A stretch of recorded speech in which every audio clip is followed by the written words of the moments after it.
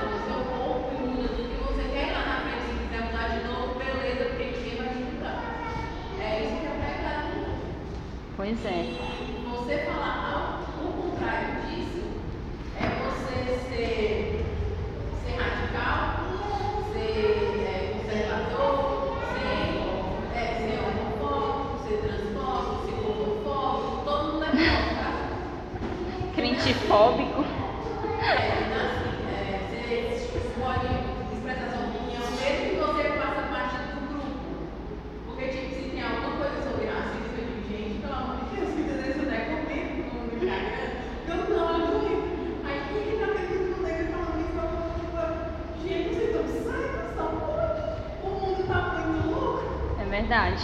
Então, assim... Eu só complementando aí, eu vi uma reportagem, cada vez que eu li, eu ficava com repúdio daquilo, né? Aí logo no texto dizia assim, primeiro homem grávido, aí eu, meu Deus, aí tinha lá um perfil, como se fosse jogar com a barriga, você aceitava o chute de gordura. Aí eu sabe, e todo mundo a forma dessa mesa, eu vou acreditar.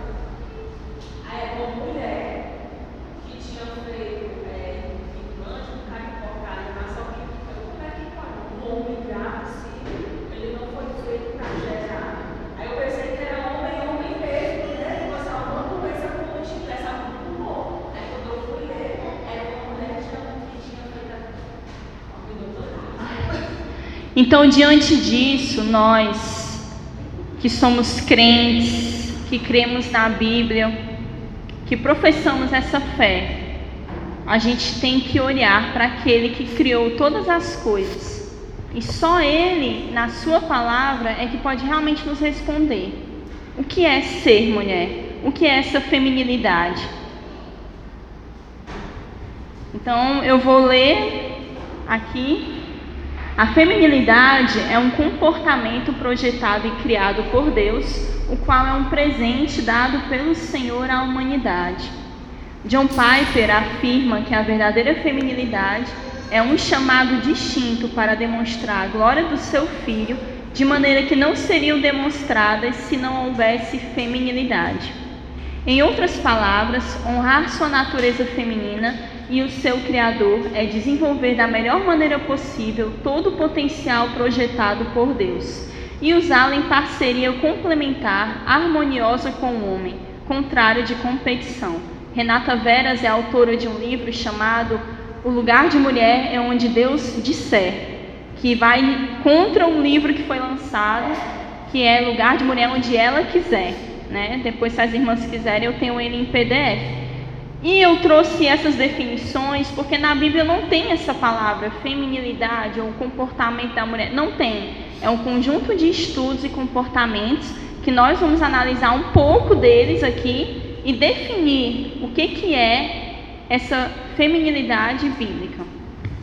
Eu ia falar amém, mas o pastor está aqui, eu vou falar certo? Ok? Ok.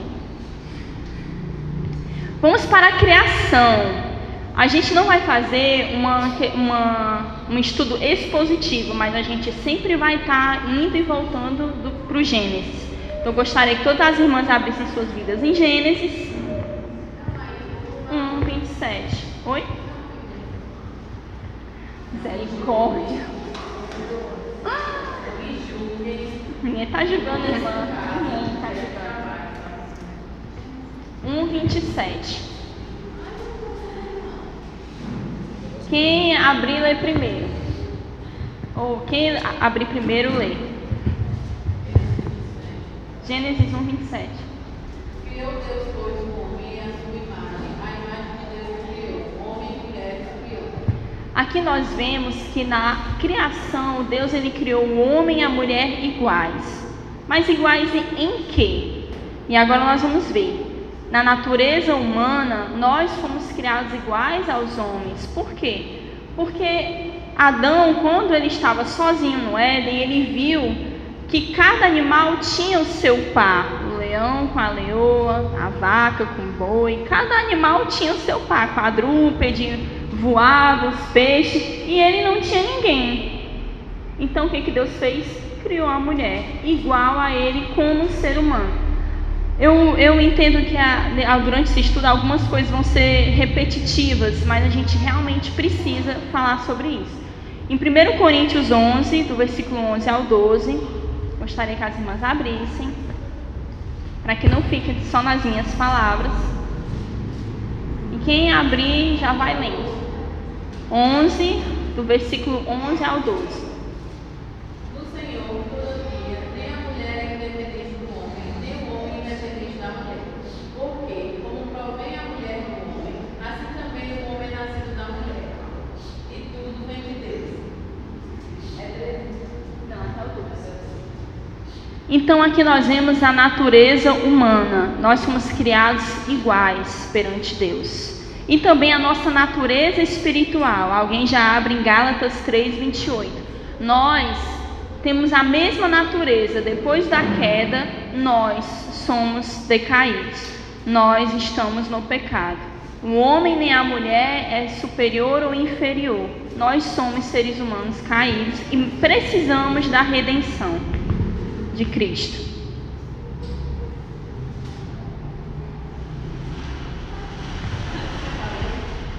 Lê.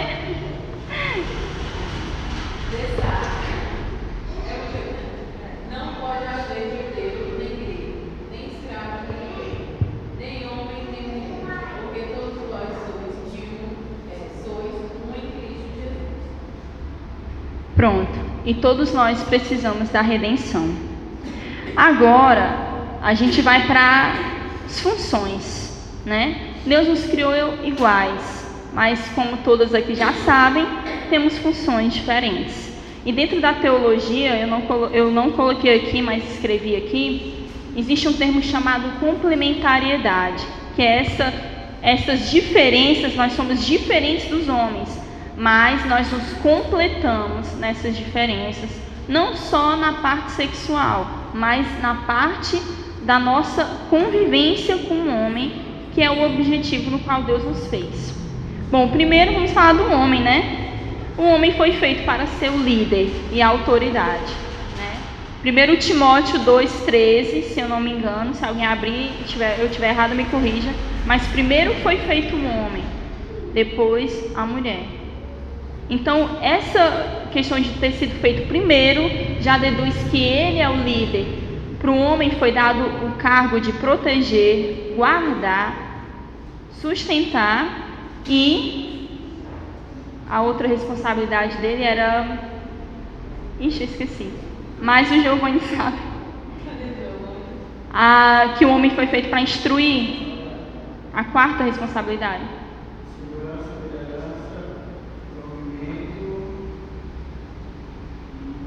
Enfim, Deus ele deu ao homem os decretos lá do Éden. Olha, você não pode comer disso e disso e disso. Deus ele não deu para a mulher.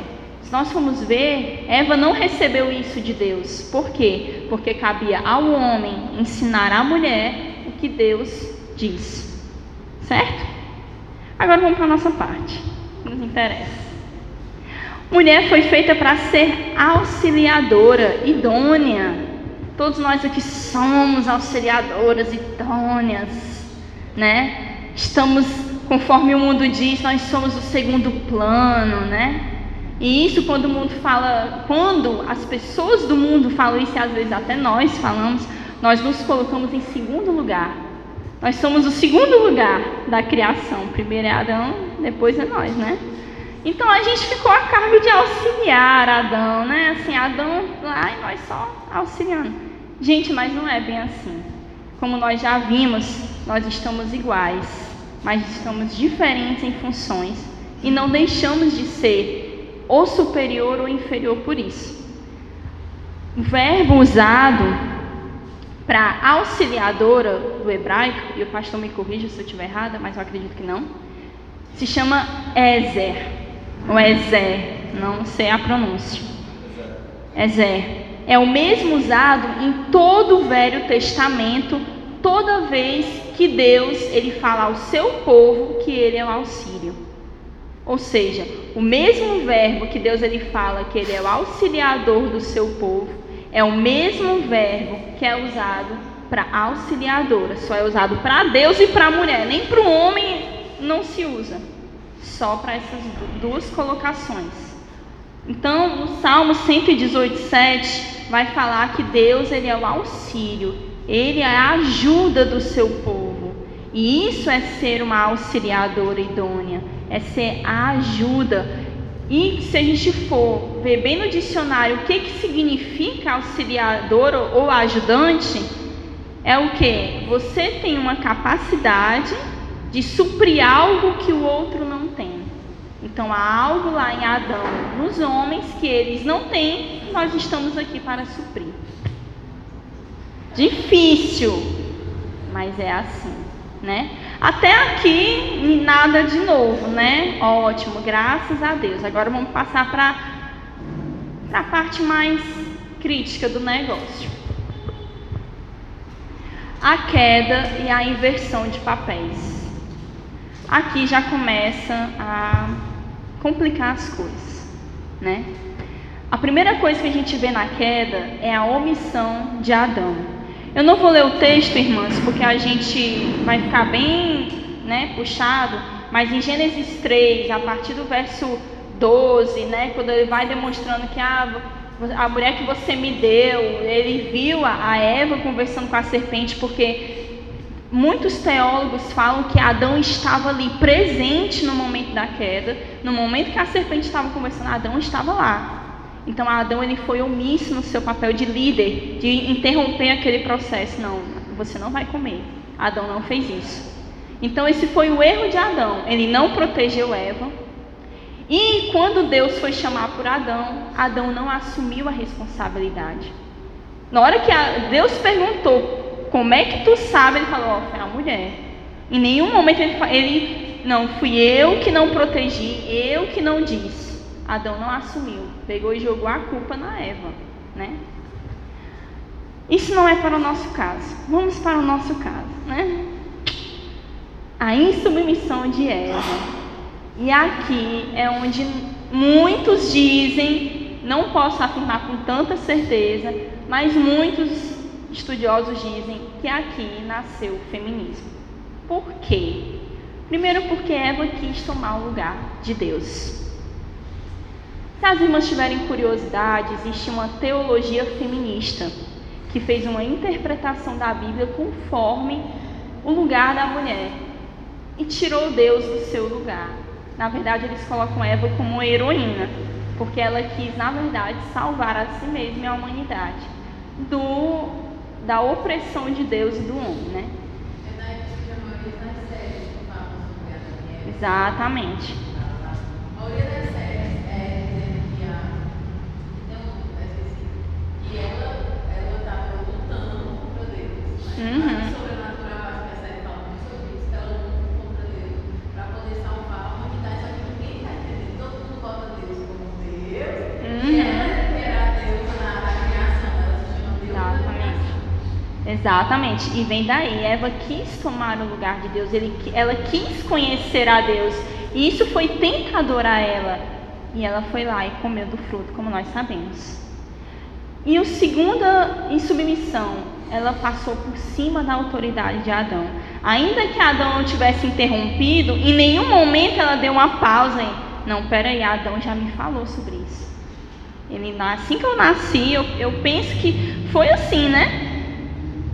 Adão disse que daquela dali não podia comer, porque a serpente sabia que Eva sabia, então Adão falou. Mas aí ela passou por cima, em nenhum momento ela respeitou Adão, no que ele tinha falado. A gente assim, né, às vezes a gente comete uns erros na ausência, na presença a gente está bem ali, né? Mas nem na presença ela não fez isso, ela não estava nem aí, ela foi, comeu e tchau. Se ele achou ruim, azar. Não achou ruim que ele comeu, né? Então, amadas, aqui eu vou fazer um comentário que não é muito legal, mas é necessário, porque nós fazemos. Nós caímos no mesmo erro de Eva, e eu acredito que todas nós aqui que somos casadas e tal, nós caímos. Quantas vezes nós resolvemos as coisas sem consultar o marido? E quando eu falo resolver as coisas, eu não estou falando de coisas grandes, estou falando de coisas pequenas. Quantas vezes a gente convence os nossos maridos de que a nossa ideia é melhor? Quantas vezes a gente fala assim, rapaz, vou falar que nem eu falo com meu marido. Olha aí, meu irmão. Rapaz, vamos fazer desse jeito, que é melhor. Olha, a gente faz assim, assim, vai dar tudo certo. Tu vai ver. Aí o marido olha assim, mas meu amor, diz aqui, amor, pelo amor de Deus, escuta o que eu estou te falando. Eu falo assim com o meu, né? Amor, pelo amor de Deus, escuta o que eu estou te falando, nós vai dar bem certinho. Assim, assim, assim. Aí ele vai lá e faz, e dá certo. Aí tu chega pra ele e fala, pai, tô te falando que deu certo. E a gente conseguimos realizar isso. Tá tudo bem, ele não brigou, deu tudo certo, tá tudo em paz, mas diante de Deus, nós fomos insubmissas. Nós fomos insubmissas, certo? Ou então, a maioria, só um minutinho, para terminar isso eu te falo. O marido acaba cedendo, né? Deixa eu só terminar. Eu vou terminar, aí tu vai falar. O marido acaba cedendo por duas coisas. Ou pela nossa insistência, né? E o homem não gosta muito de gente insistente, a gente sabe disso. Então ele fala, poxa, tá bom, pô, faz. Ou porque ele já está acostumado a nós decidirmos e a nós fazermos, então ele vai lá, então, minha filha, pois então resolvo. Que é o que acontece, né? Falando naquele ali, né? Por que nós somos insubmissas? Porque o nosso papel é aconselhar, e não convencer. Então, se eu digo para o Giovanni, amor, é melhor a gente fazer assim, o que você acha? Aí ele fala, não, amor, eu prefiro que a gente faça assim. Bem diferente, né? Aí eu já falo, amor, mas não vai dar certo. Bom, mas é ele que vai dizer. Eu tenho que aconselhar ele. Não dizer. Não.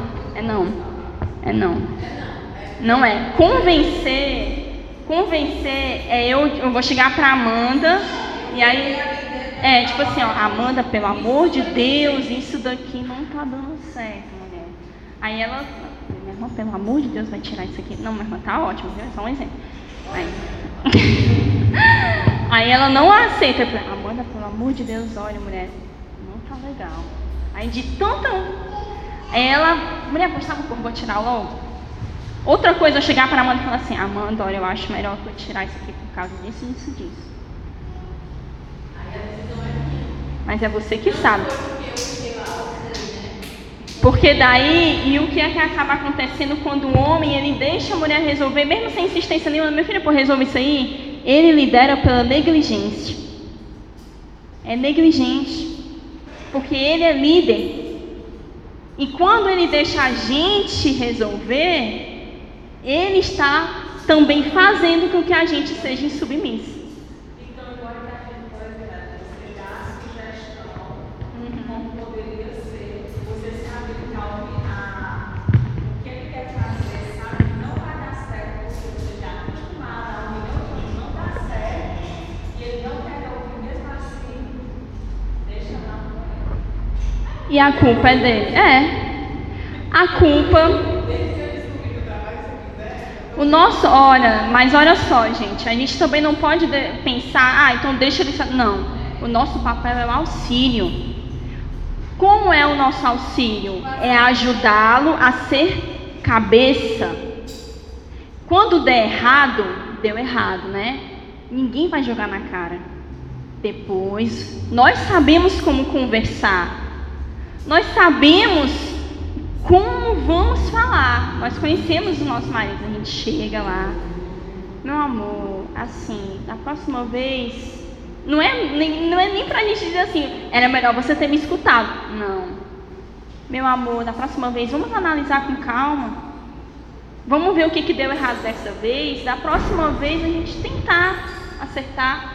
Porque quando um homem toma a decisão errada, a casa inteira pega. A casa inteira sofre. Então, se a casa inteira sofre por uma decisão errada, nós como mulheres temos que auxiliá-lo e edificar o lar. Mesmo que muitas vezes esse homem não queira escutar. E ele precisa trabalhar dentro dele, não vou falar mais sobre isso que o Giovanni vai falar.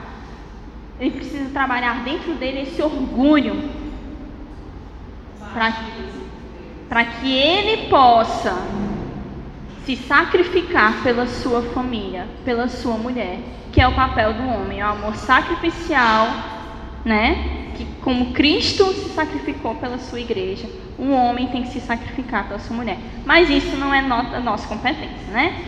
Então vamos passar para a frente.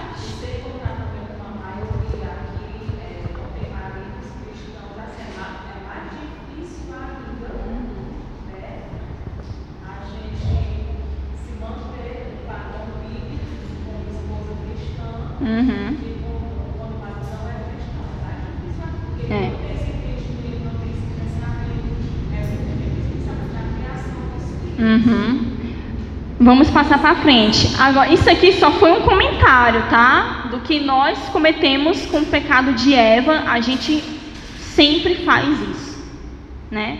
E agora, qual foi a consequência da queda? Primeira coisa que Deus fez, Ele reordenou a bagunça que a serpente deixou. Ele reorganiza a ordem quando Ele chega no Éden e fala: cadê você, Adão? Quem foi que pecou? Foi Eva. E a gente sabe bem dessa história. Mas Ele chama: Adão, vem cá. O que aconteceu? Como assim você está nu? Quem te disse? Então Deus, Ele já naquele momento, Deus Ele reordena. Olha, primeiro Adão, depois Eva. Sabe o que isso quer dizer? Que quando nós acertamos ou erramos com uma dessas decisões que nós convencemos, que nas ideias e tudo, a culpa é do marido. A culpa é nossa. A responsabilidade por responder por ela é do marido. Olha como isso é complicado, né? Mas a gente não vai se aprofundar no Adão.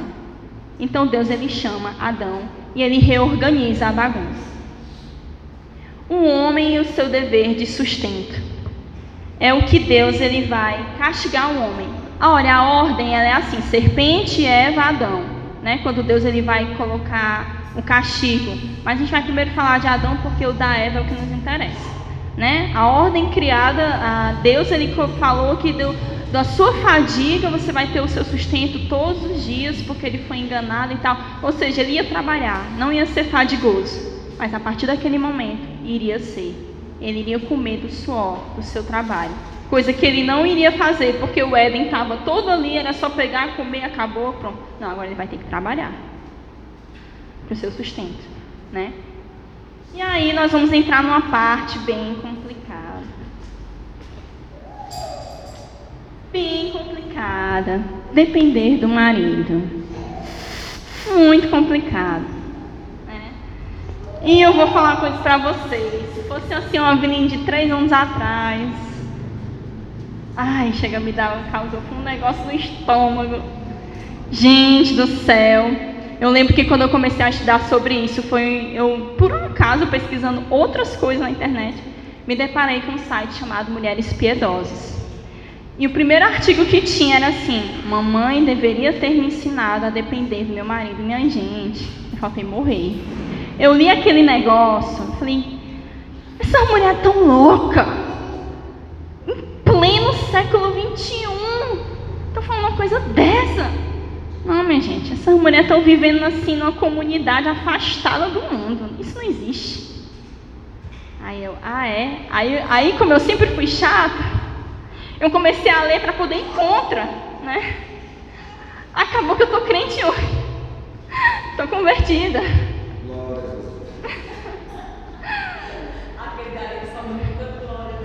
Aquele ali sofreu. Deixa que ele vai falar dele. Sim, a depender do marido. É isso que a Bíblia diz. Quer gostando, quer não gostando, não sou eu que estou dizendo. Se você ficar com raiva de mim, pega a sua Bíbliazinha, meu amor, e vá contender com Deus, que eu não tenho nada a ver com isso. Mas se a gente for parar para pensar, a gente acha muito ruim depender do marido. Mas o que as mulheres dizem lá fora, né? É o que elas dizem. Você não tem que depender do marido, você tem que sair, você tem que trabalhar, a sua autonomia. Tá certo, você não vai depender do teu marido, mas você vai depender do Estado. Você vai depender dos outros. É isso que você vai fazer. Você está transferindo a tua dependência financeira do teu marido, da pessoa que convive contigo, que vai te proteger, que vai cuidar de você. Você está transferindo na mão do Estado. É isso que o mundo diz. E é isso que o mundo diz ser liberdade, independência, enquanto que não é. E tipo assim, por exemplo, as que são solteiras aqui, Calma, ainda não falo isso. Não, mulher, porque eu tô vendo que tá muito avançada a hora, sabe? Aí vai chegar esse ponto, vai chegar. E aí, amadas, a gente tem que falar para nós que somos casadas, e as futuras que vão se casar. Nós precisamos falar sobre contentamento. E eu gostaria que as irmãs abrissem Eclesiastes, capítulo 4, versículo 6. Quem abre primeiro já lê, para a gente não nos alongarmos. Nós não nos alongarmos.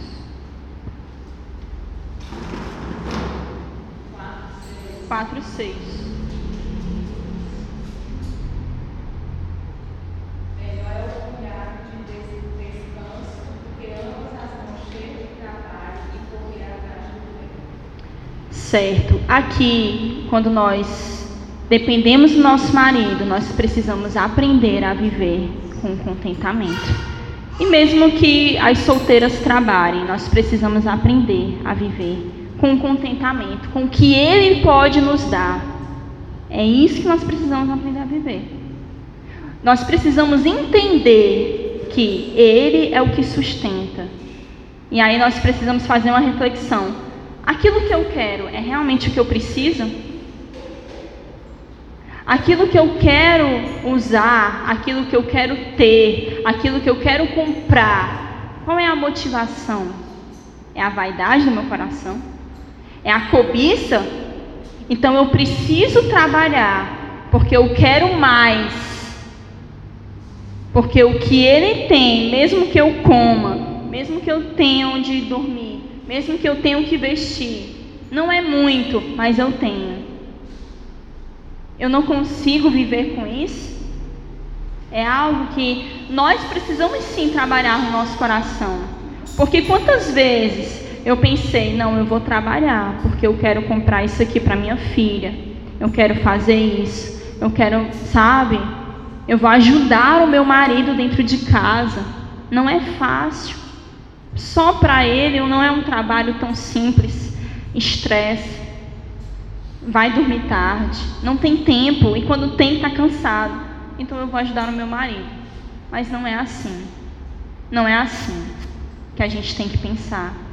A gente tem que trabalhar no nosso coração e ajudar de outras maneiras o nosso marido a ser ele o que sustenta, a ser ele o que é autoridade. Claro que, amadas, nós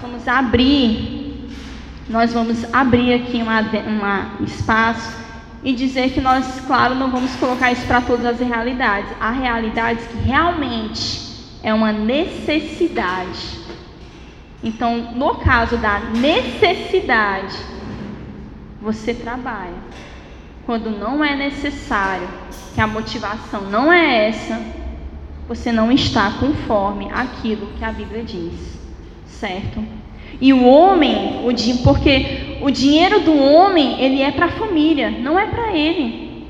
Ele não vai pegar o dinheiro e ficar para ele. Ele, como homem e sustentador e líder e autoridade, ele tem que estar atento às necessidades da sua esposa e os filhos quando tiver. Saber que a sua esposa precisa disso e que os seus filhos precisam daquilo, e ele assim mantém. Porque ele é o cabeça da família. E em tudo, só um minutinho, Eugênia, em tudo ele tem que sustentar, como Cristo sustenta a igreja, em tudo. A realidade é diferente. Tem aqui famílias que uma parte é cristã e o marido ou a esposa não é. Então, assim, é muito difícil. Tem as jovens que não são casadas ainda, e se elas arrumarem, quando elas casarem, arrumar um marido que não tem condições sustentadas financeiramente. A gente vai falar sobre isso daqui a pouquinho. Aí, até a nossa realidade de contar aposentadorias. Se o marido morrer cedo, elas ficam desamparadas, porque se não se aposentar como agricultor ou marido, se queira mentir no INSS, uma cristã não vai mentir. Não deixa o preço de carteira assinada ser para se resguardar quando na ausência deles. É muito complicado. É bem complicado. E a gente vai analisar bem isso, tá certo? E agora a gente vai para uma parte que a gente não gosta. O trabalho da mulher. Quando vão lá, tem a doutora Marisqueira, o marido morreu e ele morre não tem como, ele é sustentário. Aí eu falei, ok, lá para o INSS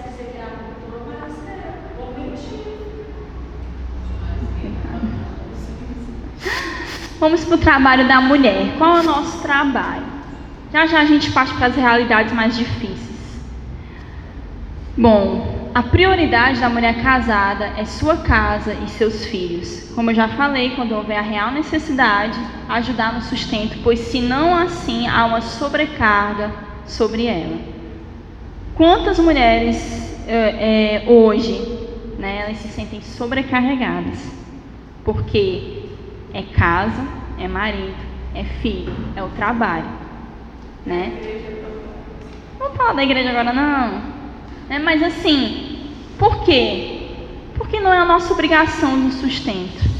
E quando há situações que nós somos obrigadas a isso, como no caso da Eugênia, a mulher sim, ela carrega o enfado, ela carrega o cansaço, que não é para ser o dela, que infelizmente está sobre ela, né? Mas há mulheres que não têm necessidade de carregar esse fardo. Há mulheres que o marido pode sustentar, e essa é a realidade que eu estou falando bem aqui.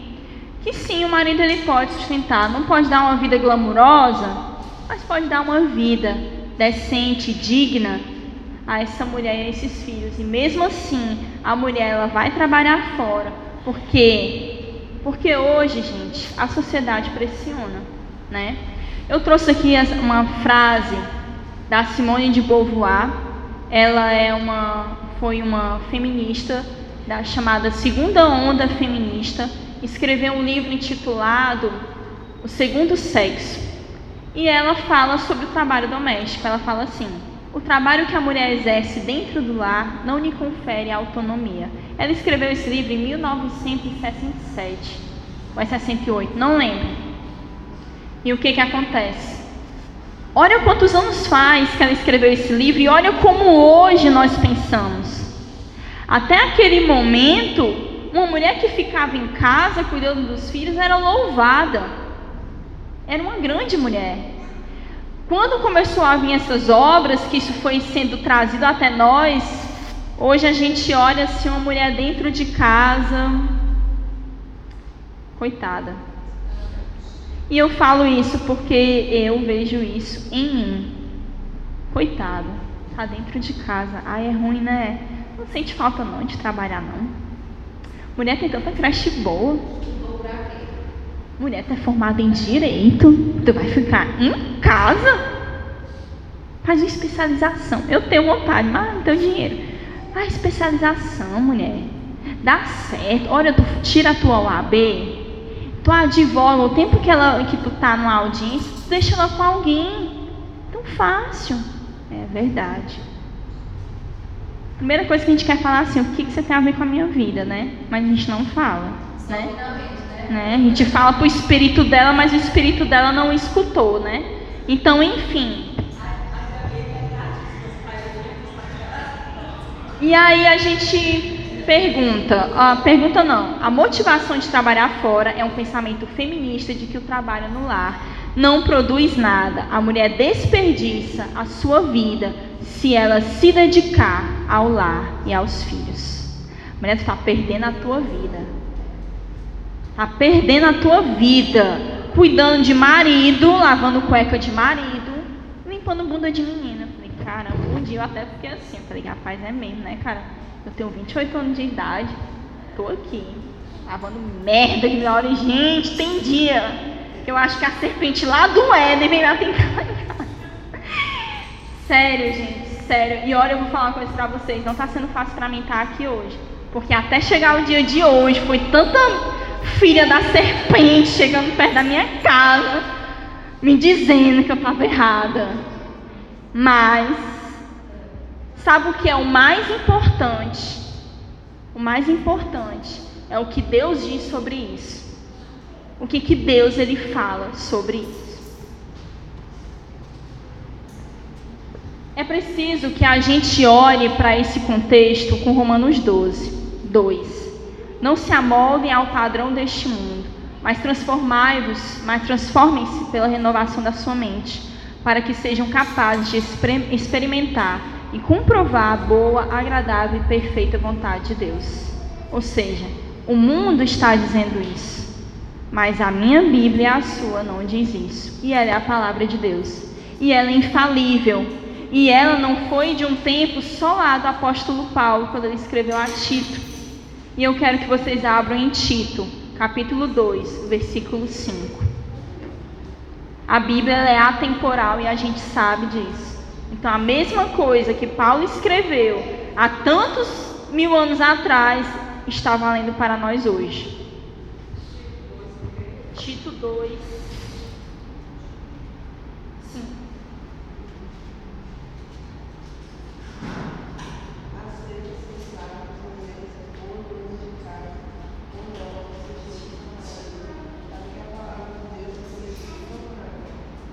Pronto.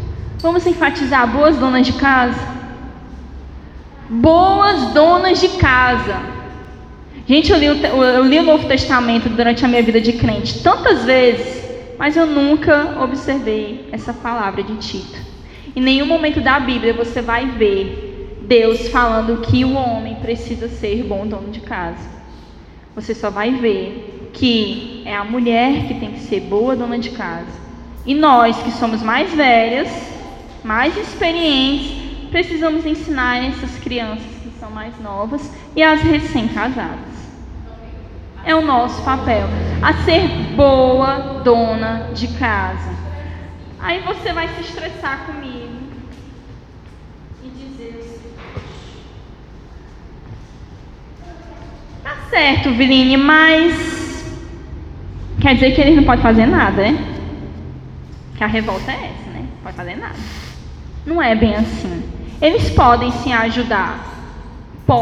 Eles podem ajudar. Mas a responsabilidade de um lar organizado, de um lar limpo e bem feito, não é deles. Não é deles. É nosso. E isso é para que a palavra de Deus não seja difamada. Então, se nós cumprimos o nosso papel, o que é que acontece consequentemente? O que acontece?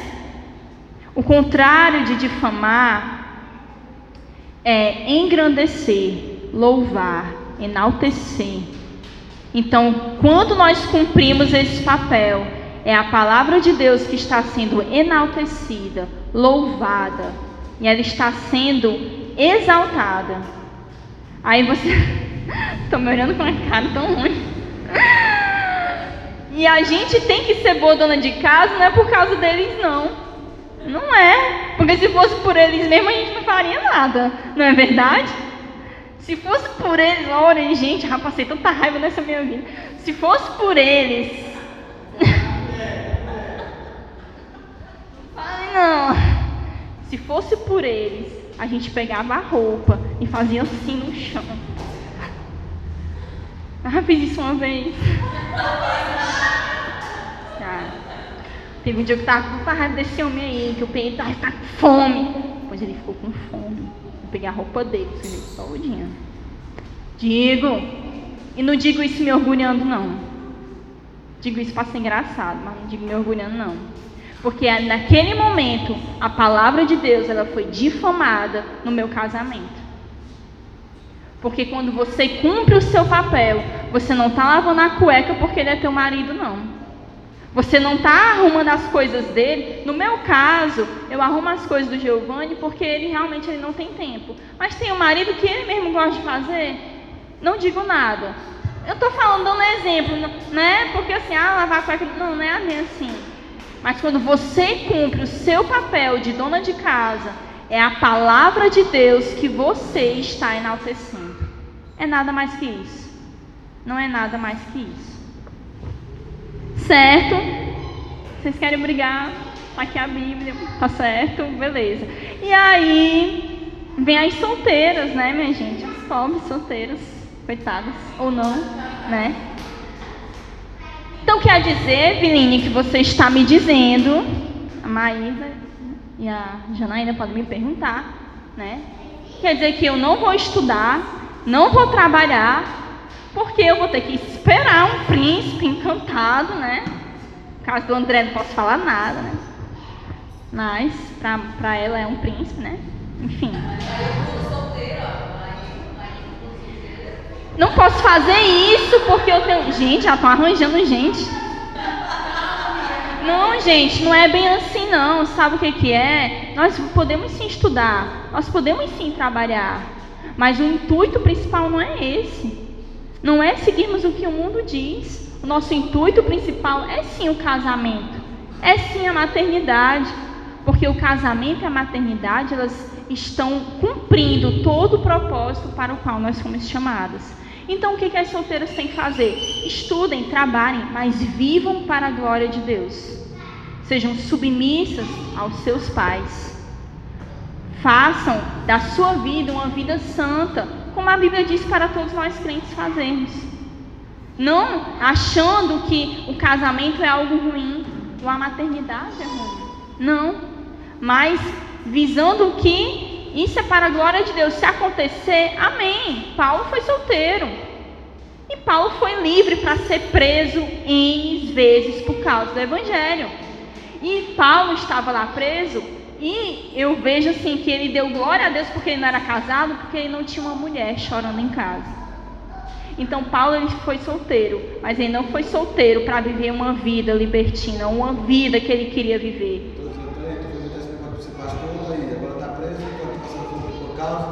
Pois é, né? Agora vamos passar para a segunda parte.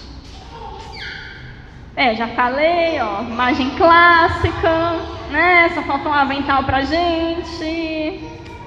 A mulher e a maternidade.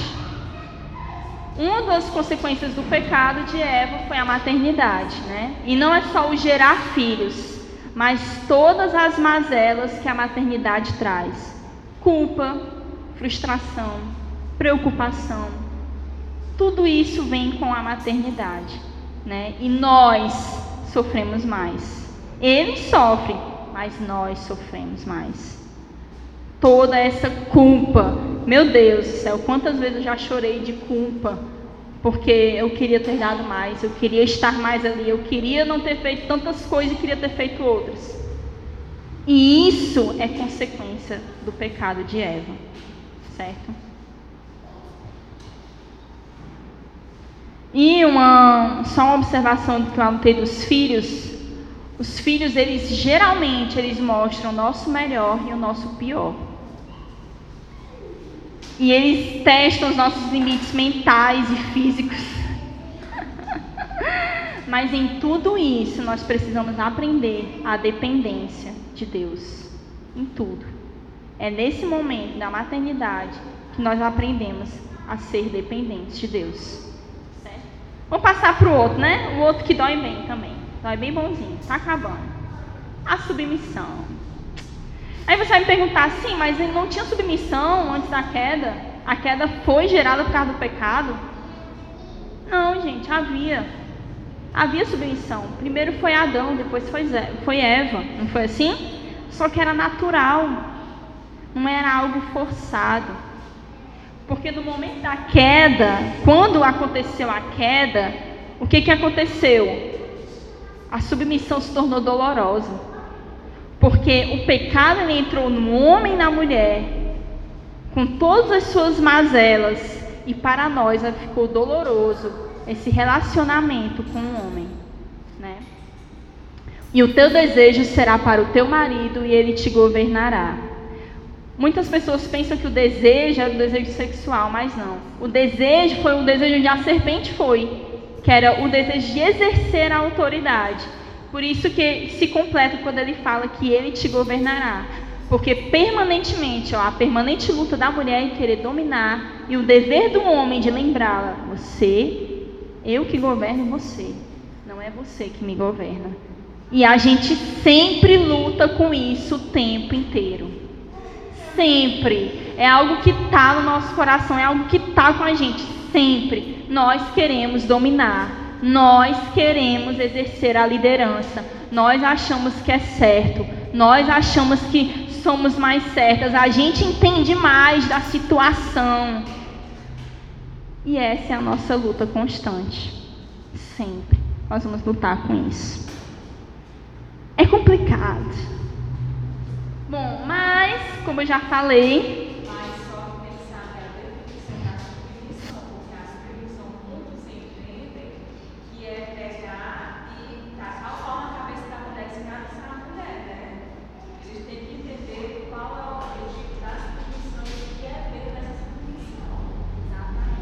A gente falou disso no começo, mas vou fazer do meu jeito, como nós já falamos aqui, né? Manipular situações é insubmissão, não só convencer. Mas, gente, a gente sabe como toda a dinâmica acontece. E a gente manipula assim a situação. Rapaz, se eu fizer assim, assim, assim, ele vai pensar assim, aí ele vai fazer assim, aí vai dar certo. Não é não? Porque eu já sei como é que ele é. Então, se ele vê uma coisa assim, ele vai fazer assim. E aí vai sair bem certinho, do jeito que eu estou querendo. Não é não? É insubmissão. É insubmissão. Se não chegar a um acordo, prevalece o que o homem diz. Prevalece. Se não chegar a um acordo, pecados revelados. Se não chegar a um acordo, prevalece o que o homem diz. E acabou. Se você quiser ficar remoendo, azar. E agora aqui é um recado para as solteiras. Não tinha no estudo os das solteiras, não tinha. Mas eu resolvi falar porque eu fiz muito isso. Nós como filhas, né? E aqui, tá aqui as filhinhas. Quem já foi filho sabe. A gente geralmente ela vai pro lado da mãe, né? Então quando o pai faz uma coisa assim que a gente vê que a nossa mãe está sofrendo, quando acalma você pensa assim, ô paizinho, vamos fazer desse outro jeito, é tão melhor, é tão assim, tão... E o coração do pai, minha gente, é uma manteiga derretida para a menina, né? Geralmente o pai faz as vontades da filha. Mesmo que ele se contradiga, mesmo que ele tenha dito não, a filha chega lá e convence, e ele diz sim. Não por causa da mulher, mas por causa da filha. As filhas já acham que os pais se compreendem mais. Vamos na escola, um caso de meninas dizem assim, tia, meu pai me compreende mais. A mãe de manhã, acorda bem, meu pai, acorda. O pai não, deixa eu mexer no irmão um pouquinho, deixa eu mexer. Aí ela diz assim, tia, meu pai me compreende muito mais do que minha mãe não me compreende. Quer dizer, desde a gente pequena já tem minha mãe que dizia, a gente ficava muito manipulando as coisas, né? Exatamente. E às vezes também perdão prática. E a gente aprende a manipular como filhas. Eu fiz muito isso com a minha mãe. Demais, meu Deus. E também a mãe pegar a filha para E usar. Isso é insubmissão. E estamos fazendo errado. Estamos fazendo errado. E o pai é o errado principal. a mãe dizia, ó, teu pai não deixou fazer isso, mas eu convenci, deixar tu convencer isso e assim, né? Menina É, já fiz muito isso. Aí Não. ele lá, ai, aqui não sei o quê, não sei o quê. Mas o senhor sabe, né, que eu me amo. Eu me amo. Tu sabe o que é o mais engraçado? É quando às vezes aconteceu assim, rapaz, se o papai não fizer isso, a mamãe não vai fazer isso, aí vai melar pra mim.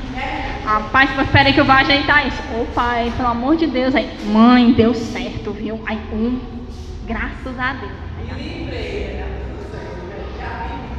Tá errado, né? As solteiras que estão debaixo da autoridade do pai, porque nós mulheres nunca saímos debaixo da autoridade de ninguém, tá bom? Pra você? Estamos sendo insubmissas, tá certo? Tá errado. E a gente precisa ensinar as nossas filhas a não sermos assim, certo? E aí você me diz, poxa, mas é tão doloroso ser submisso, tão doloroso. Agora a gente vai. Ficar dependendo de marido, não dá pra ficar dependendo dos outros, não, vamos trabalhar. Vai. Trabalho. Tá errado. A gente vai ver qual o nosso maior exemplo de submissão. É a submissão de Cristo. Tá certo? Então, lá em Filipenses, certo? Se eu vou abrir, não sei cadê minha Bíblia. Tá difícil o negócio. Já que é Filipenses aqui nessa Bíblia, Senhor. Quem encontrar primeiro lê Filipenses. Tessalônicos. Achei. Filipenses 2, 5, 11. O exemplo da humilhação de Cristo. Eu vou ler só a parte que ele se humilhou, que é o 2:8. E a si mesmo se humilhou, tornando-se obediente até a morte, e morte de cruz. Então, a nosso exemplo de submissão é Cristo. Não tem para onde. Cristo, ele se submeteu, ele foi submisso à sua missão. Cristo veio com um único propósito: morrer pelos seus, por aqueles que Deus havia escolhido. Ele veio e cumpriu o seu propósito. E nós temos um único propósito, nós temos esse propósito de sermos submissas ao nosso marido, como nós somos submissas a Cristo. Quem não é casada se submete a Cristo. E nós que somos casados nos submetemos ao nosso marido como a Cristo, que a si mesmo se humilhou. Então nós mesmos temos que deixar os nossos orgulhos também. Porque olha como é contraditório como a gente pensa. Não, eu preciso matar o meu eu, preciso buscar a Deus, eu quero resplandecer a glória de Cristo nesse mundo. Pregar o Evangelho, não fui eu, pregar o Evangelho. E eu quero, lá fora, onde eu estiver, eu quero que orem para mim e vejam Cristo. É ou não é? É ou não é? Estou mentindo? Falo mesmo, é ou não é? Aí quando chega aqui, se submetam aos seus maridos, como vocês se submetem a Cristo. Aí quando chega nessa parte, a gente já não quer. A gente só quer escolher aquela parte de submeter a Cristo, porque é mais fácil. Submeter ao marido, não. Querendo ou não, é até mais difícil se fosse submeter da forma correta, né?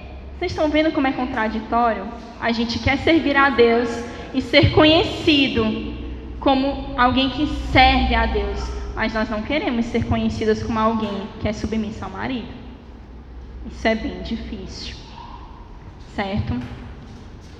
E aqui eu acho que as irmãs já leram como a gente se submete a Cristo e aí somos confrontados pelos nossos pecados e a gente, não é o meu pecado. A gente tem um pecado de estimação, né? Dizem, né?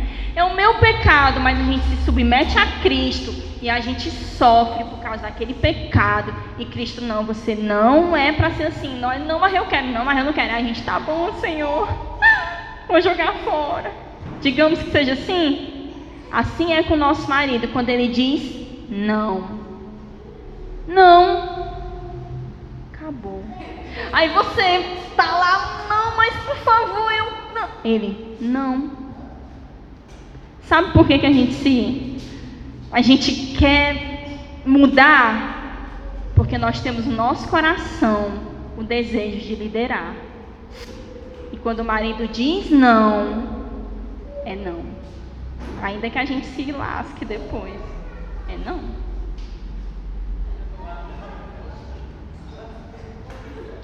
Tá aqui a Bíblia, meu amor, para bater, não é em mim não. Tá certo? Mas aí você me diz, como a Eugênia falou, né? O marido não crente e tal, então eu tenho que me submeter, sim, tenho que submeter. Mas e se meu marido tomar decisões erradas? Não em conformidade com a palavra de Deus. E aí, esse caso, você está desobrigada a ser submissa a ele. Temos dois exemplos. A Abigail, que não seguiu Nabal, está em 1 Samuel 25. Ela não seguiu Nabal. Nabal foi destruído com a sua casa, seus bens, e Abigail foi salva. E se casou com Davi. E temos o outro exemplo de Safira, né? Que em vez de não ter concordado com Ananias, fez a mesma coisa que Ananias e foram enterrados juntos. Então, nessa parte, quando o marido quando as decisões dele, o que ele faz é contra o que Deus diz, contra o que a Bíblia diz, mesmo ele sendo descrente, você não está obrigado a submeter-se a ele naquilo, certo? Algum comentário? Deixa eu ver onde é que eu estou. É isto mesmo. Vamos passar para a outra parte, tá?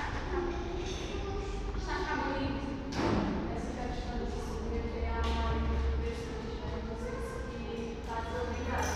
Mas se isso não for algo que interfira questão de festa, se for alguma coisa pequena, mesmo assim, Não, quando eu falo nisso, é uma questão assim, por exemplo, o marido está sendo desonesto. Digamos que eles tenham alguma questão na justiça, um exemplo hipotético. E aí eles têm que resolver aquilo, e o marido fala assim, olha, quando a gente chegar lá na audiência, a gente vai falar assim, assim, assim. É uma mentira. Você é crente, a mulher é crente. Naquele momento você vai dizer, meu amor, eu amo você. E eu obedeço a você, conforme a Bíblia diz. Mas eu não vou mentir na frente do juiz. Porque antes a Deus do que a você. Não, só vai desordenando quando interfere na questão da fé. Exatamente. E quando o marido, né, assim, chegar e disser assim, ou teu Deus ou eu. Pois viva só, meu irmão. Viva só. Ache outro que cozinhe para você. É assim. Lave seus cuecas, aprenda. Agora, em 1 Coríntios 7, versículo 3 e 4, tem um versículo que existe uma única área em que a mulher, ela pode exercer a sua autoridade, que é sobre o corpo do homem. Sobre o corpo do homem. Porque em Coríntios fala que o corpo do homem é da mulher e o corpo da mulher é do homem. É a única. É a única. Vou dar um exemplo. Meu marido, às vezes, a barba dele está muito grande e fica coçando. Eu falei, meu filho, não tire. Eu gosto de você assim. Ele, mas está coçando. Pois pare. Eu gosto assim. Eu gosto. Se ninguém dá, eu gosto. Ah, bom, mas porque meu filho deu um jeitinho, mas tem que continuar com a barba. Assim como o meu cabelo. As irmãs pensam, eu adoro meu cabelo vermelho. Ele me conheceu com um cabelo mais vermelho que esse aqui. E eu falei assim, eu quero mudar, eu vou pintar assim com cor de mel, não sei o que. Eu falei assim, eu gosto do seu cabelo vermelho. Não quero que você mude. Eu gosto do seu cabelo vermelho e eu quero assim. Tá bom. É assim que funciona. Certo? É desse jeito. Certo? Deixa eu ver, eu tinha uma coisa para solteira aqui.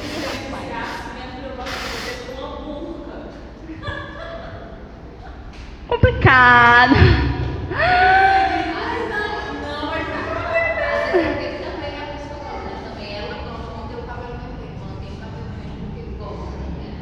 E agora,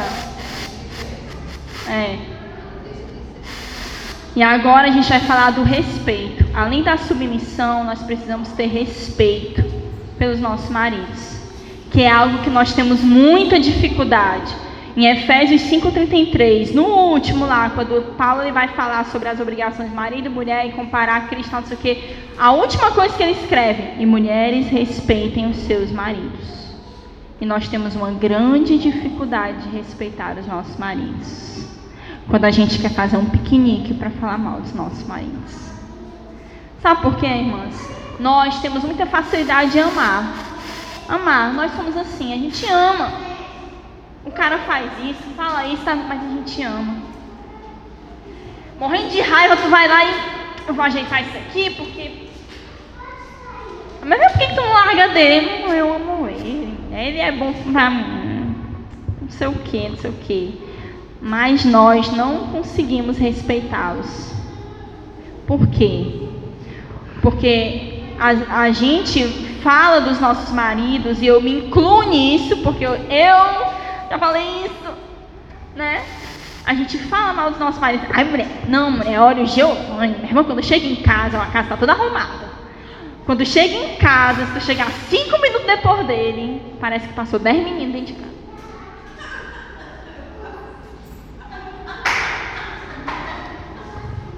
Tu sabe o que é o pior? E eu acabei de falar para todo mundo. Tu sabe o que é o pior? Que nós somos uma só carne com ele. A vergonha dele é a minha vergonha. A falta...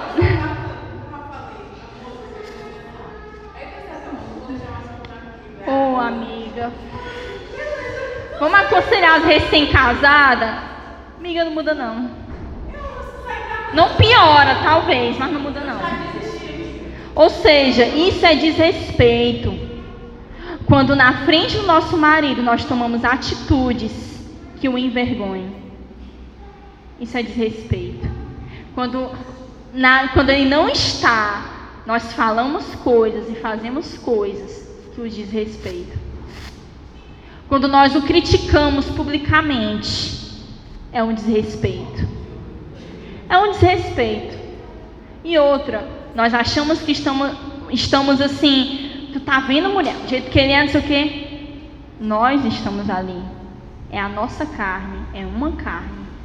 Então, se a gente pensa que está envergonhando o marido, é a nós mesmos que estamos. Então, nós precisamos pensar como casadas. Como estamos nos comportando? Porque a mulher de Provérbios 31, o marido dela era elogiado na porta da cidade. Por causa dela. Ela honrava o marido. E o que estão falando da gente? Porque o meu marido não é muito de falar, não. A gente é que fala mais, né? Então, as pessoas sabem do que a gente fala. E é difícil para nós respeitarmos. Assim, se a gente for para ver o papel do homem, e o Giovanni vai falar sobre isso, é mais fácil para o marido respeitar a mulher. Mas é difícil para o marido amar, como Cristo amou a igreja. Tanto é que Paulo ele enfatiza, o homem não trate com amargura. Porque é difícil para o homem. É como se fosse assim, para nós é um esforço respeitar. Assim como o homem é um esforço amar. Porque o homem ele tem um orgulho maior. Ele tem assim ele é mais rude, mais bruto, mais assim.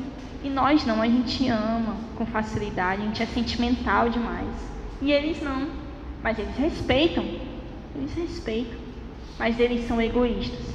E eles precisam. Tanto é que o apóstolo, quando ele vai falar, ele fala: mulheres sejam submissas aos vossos maridos, respeitem os vossos maridos. Maridos, amai as vossas mulheres.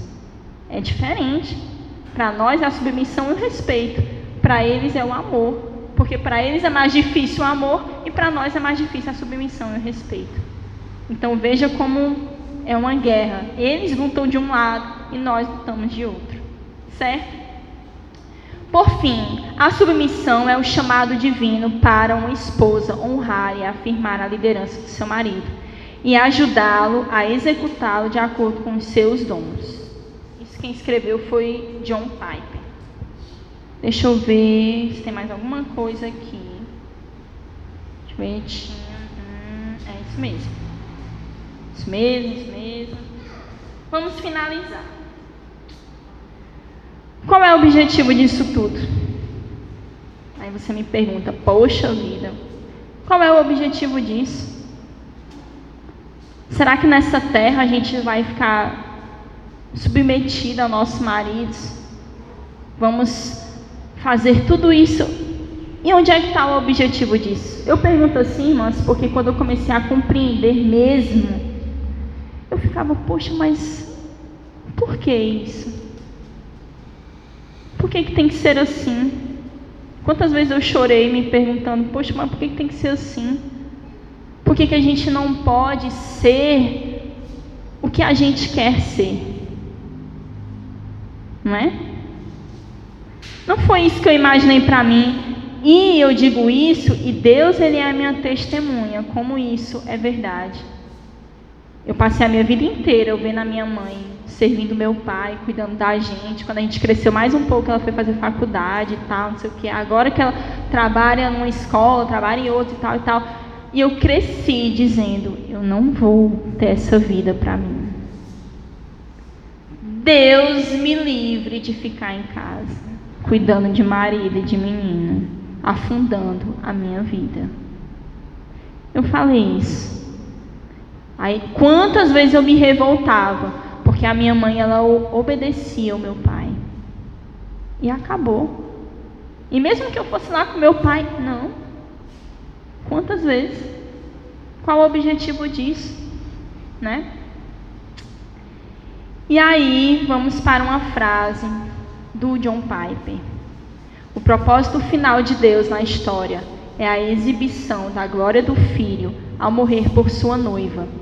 Deus criou o ser humano, macho e fêmea, porque há aspectos da glória de Cristo que não poderiam ser conhecidos ou demonstrados de nenhuma outra maneira, senão através do dinâmico relacionamento entre a masculinidade e a feminilidade. Esse é o objetivo, é demonstrar a glória de Deus.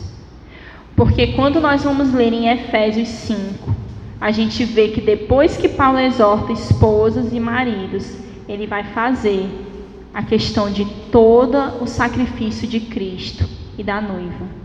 Nós somos a noiva, representadas ali, submetidas a Cristo. E aí Cristo, ele supre a noiva. E aqui cabe eu dizer que essa submissão não é em amor.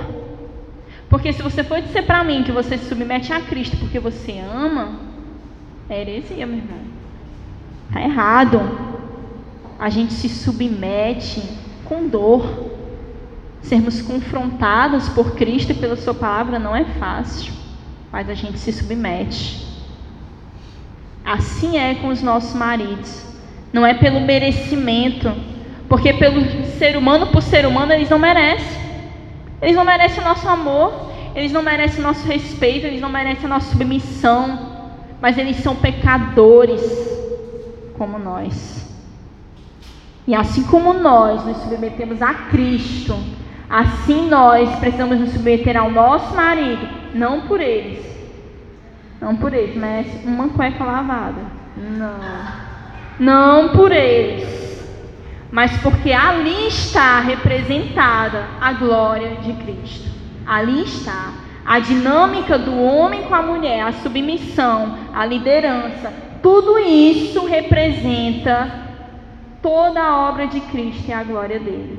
E nós fazermos o nosso papel aqui é representar isso. É representar isso. É difícil.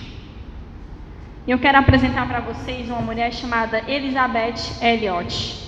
Ela foi uma missionária muito aclamada por vários teólogos. E ela, quando ela foi uma missionária da Índia, não lembro mais, ela e o marido dela estavam lá na Índia, o marido dela foi sair com outros missionários, e ela tinha uma menininha de 8 meses, ela estava numa base missionária, e aí chegou a notícia de que o povo daquela região, né, daquela aldeia, tocou fogo no carro com os missionários tudinho, morreu o marido dela, morreu todo mundo. Tudo bem, ela pegou, continuou o trabalho. Ela saiu daquele país, mas um tempo depois ela voltou na mesma aldeia, junto com a mulher de outro missionário, que foi morto junto também, e continuou o trabalho lá naquela mesma aldeia que mataram o marido dela. Durante anos ela ficou lá. E ela foi muito aclamada porque ela viveu uma vida exemplar, uma mulher exemplar. E ela escreveu um livro que se chama Deixe-me Ser Mulher. E esse livro ela escreveu para a filha dela, 11 meses antes da filha dela se casar, dando vários conselhos. Ele não tem tradução ainda, mas uma das coisas que ela escreveu, que eu vou falar aqui para nós, é uma coisa que nós precisamos pensar. Que tipo de mundo seria o nosso? Nossa, gente, vocês acreditam que eu vou chorar? Alguém lê? Por favor.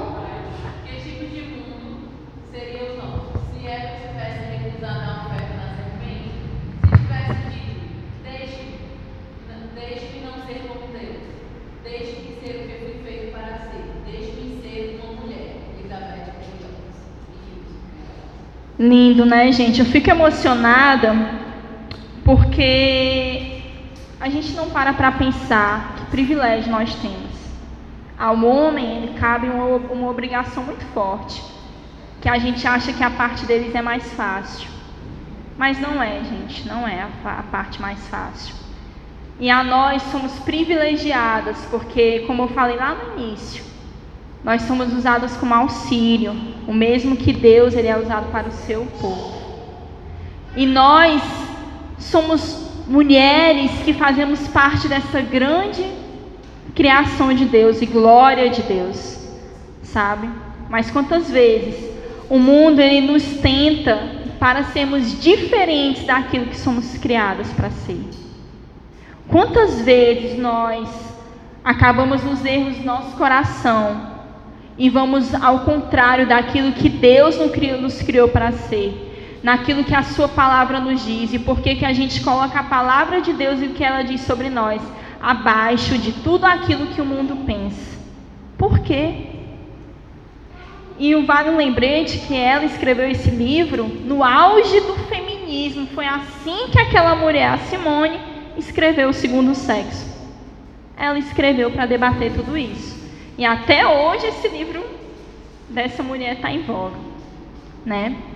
Ou seja, o mundo inteiro, o diabo, tudo, diz para sermos o que nós queremos ser, o que nós podemos ser. Não, você pode ser o que você quiser, você pode ser tudo, menos aquilo que Deus diz para você ser.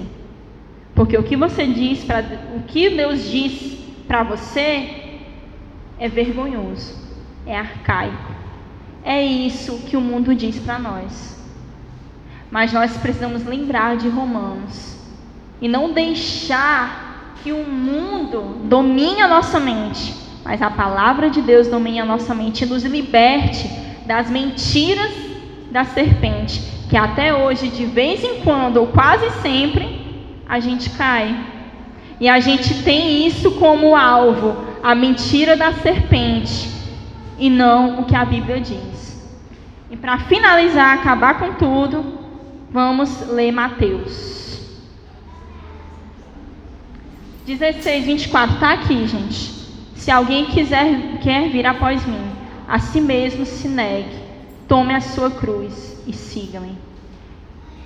Esse é o fim de tudo. É difícil, dói. E eu digo isso, né, porque eu passei por uma grande transformação na minha vida. Grande transformação. Eu não pensava assim, eu abominava isso. Eu não estudei para isso. Mas, eu vou chorar. Mas Deus transformou meu coração. E quando eu falei para o pastor, e o Giovanni sabe bem disso, eu nunca encontrei o meu lugar no mundo. Sempre fui, nunca consegui encontrar o meu lugar no mundo. Quando chegou a época do vestibular, com os meus 17, 18 anos, eu falei, meu Deus, mas o que eu vou fazer da minha vida? Eu não sei fazer nada. Vou ter que ser alguma coisa para trabalhar, ganhar dinheiro e não sei o que e tal. E aí a vida foi acontecendo e eu sempre fui muito frustrada porque eu não conseguia encontrar o meu lugar.